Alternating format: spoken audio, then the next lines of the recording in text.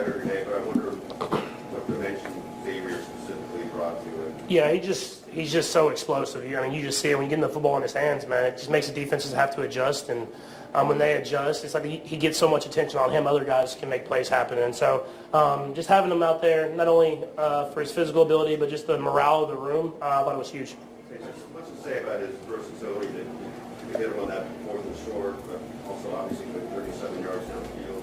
Does that speak a little to the game development? Yeah, I mean, I think you saw at the end of last year, he's not just like this fast receiver that can run down the field. He's gained weight, he's kept his speed, and he's showed that he can be a guy that can do everything. And so I think last year was so pivotal of him having to be in a bigger role, obviously with injuries and stuff like that. And I think he had the injury at the beginning of this year, but this was the role that we expected him to be in, and he showcased it today. A lot of receivers today really started the ball. How about you threw it in something? I guess what led to that? Feeling like too late. I think guys they executed well, and the offensive line blocked extremely well. And when that happens, you can get the football out and let guys make plays. And we had a good job as far as scheme. I knew where to throw the ball on time. And other than a few plays, I think at the beginning of the game, I thought we did a great job executing the whole day. We've seen some frustration a little bit at times this year, but Nick Bolton said he was sense of joy with the offensive group on the sideline today. I mean, is that a fair way to characterize it? Yeah, I mean, obviously when you have success, it's just we've been working extremely hard, and we want to have success, and we've been just making little mistakes here and there, and that causes frustration. But at the same time, we've been learning from them, and we'll learn from this game. I mean, I think early in the game, you saw the one at Juju that got tipped at the line of scrimmage, and then the other field goal that we had. I mean, there's stuff that you can learn from every game, win or loss, and I think I've been proud of the guys and how they've responded and wanted to be even better every single week. Yeah, they did a great job, run and pass. I mean, when they play like that, it makes my job a lot easier. And so they're starting to gel, man. They're starting to gel and build that chemistry that every offensive line has to do. And those young guys are getting more and more experience, and they've played against some great defensive lines. And so they'll continue to get better and better as the year goes on. But they had a great day today, and let's build on it. Your comfort within the pocket is based not only on the day that you're seeing the offensive line, but maybe seeing it. Yeah, I mean, I think the weeks prior has been something that's been important to me, is seeing that I can sit in these pockets and make these throws and get to my third progression, fourth progression, and stuff like that. Even the play to Juju, I mean, that gets tipped. I mean, that's third progression, and you see the pockets, it's clean, and having that confidence in them, it's pushing me to be better. And I thought we did that today, and let's continue to do it. What was it like to have Chris Jones back in the locker room after this 24 hours? Yeah, no, I mean, obviously we were praying for Chris, and we love him, and we're just happy to have him here, and so that we can be his brothers and support him. And I think it made guys step up and want to play even harder for him, because for him to want to be back here with us and at times that he's in right now, it speaks to the brotherhood that we have in the locker room. Patrick, can you just take us through the touchdown pass to Hollywood and how that's kind of played off of what you set up? Yeah, no, we wanted to go for it. We wanted to kind of put that final ending on the game, and we were talking in the huddle, and I could see that like 14 Hamilton was going to be on that side, so I wanted Juju to kind of give me a little kind of a pick. We knew that it was going to be probably a cover zero type look, and so he was the last read, but I told Hollywood in the huddle, I was just like, man, if it's cover zero, man, you got to win. You got to win across the field, and he did that. He beat a good corner and won, and was able to get a touchdown.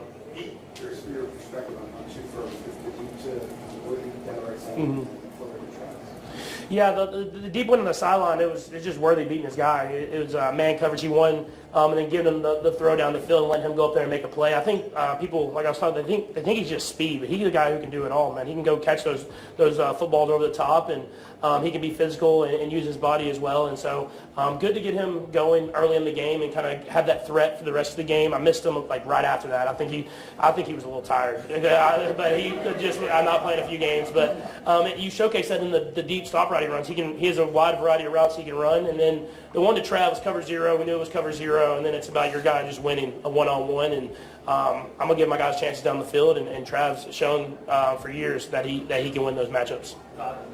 The Leo pick and then the fumble, I mean, you guys really punished them for that. You hadn't got to the first 2 weeks. How big was that to get those and then also punish Baltimore? Yeah, I mean, at the end of the day, that's a great offense. Like that's a great football team. That's a great offense with two guys that are the top of the league type guy, the quarterback and running back, and then with tight ends and the way our defense played today. I mean, I know they got the late touchdown, but they played lockdown defense, and they put pressure on the quarterback. They got interceptions, they got turnovers, and that sparked us offensively, giving us those short fields. We have to execute and score off those, and it was a good team football game. It wasn't just offense, it wasn't just defense or special teams. It was everybody came together, and that's what we need the rest of the year.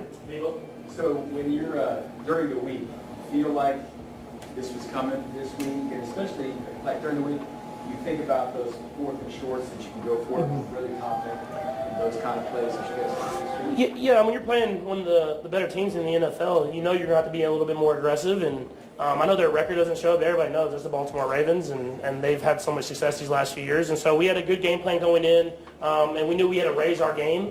And I think we finished the game the right way, but it was a close game throughout until the very end there, and I thought we executed at a high level in crucial situations. That's what changes the tide of the game. The last 2 days, go ahead, Dave.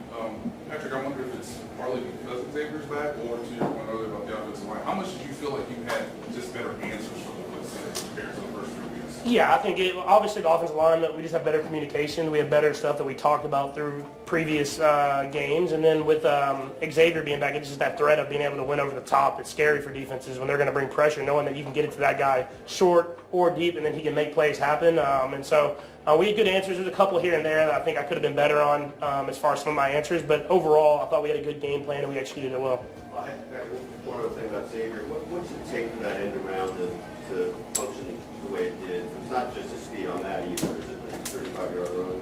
Oh, yeah, no. I was thinking about how fast Josh was running on that one, too. Like, left tackle was rolling, too. So it's just execution. You know, we got into a big set, extra alignment on the field, and we had running the ball well. So then so we were running the ball well, and as we were running the ball well, they got downhill, and we give the ball to Xavier, and you get the offensive line going in front of them, and I'm glad they got to be glad his arms got banged up, because I think he might have had a chance to take it all the way there, but he played it smart and got out of bounds after the. Patrick Mahomes sends bold message reacting to Chiefs WR Xavier Worthy's return in win versus Ravens.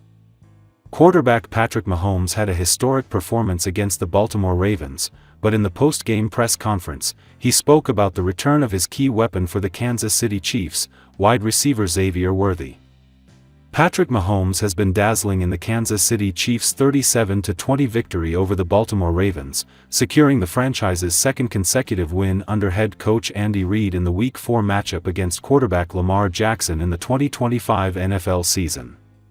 The game will be remembered as the day Xavier Worthy made his return. Wide receiver Worthy had suffered a shoulder dislocation and a labrum tear, the cartilage surrounding the shoulder joint, on the first offensive series of the 2025 NFL season opener against the Los Angeles Chargers in Brazil, after accidentally colliding with teammate Travis Kelce. His return on Sunday was crucial for the Chiefs.